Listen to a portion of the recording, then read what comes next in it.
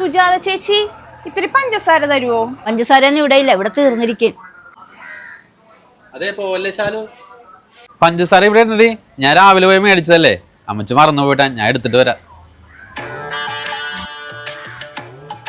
ഇന്നാടി വേറെ എന്തെങ്കിലും വേണോ? വെളിച്ചെണ്ണ കൂടി വേണമായിരുന്നു. ഞാൻ കടയിൽ നിന്ന് വാങ്ങിച്ചോളാം, കുഴപ്പമില്ല. ഓ, വെളിച്ചെണ്ണക്ക് മാത്രമായിട്ട് നീ കടയിൽ പോകണ്ട, അതിവിടെ ഉണ്ട്, ഞാൻ എടുത്തു തരാം. ഇതെന്താണ് പലചരക്ക് കട? എന്നാടി വെളിച്ചെണ്ണ.